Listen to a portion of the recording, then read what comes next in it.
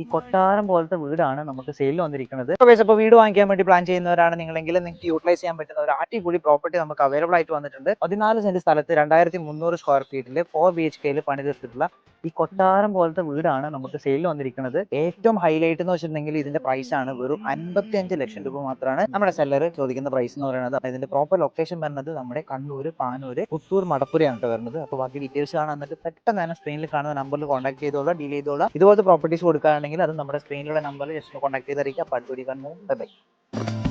മഴത്തുള്ളികൾ പൊഴിഞ്ഞിടുമീ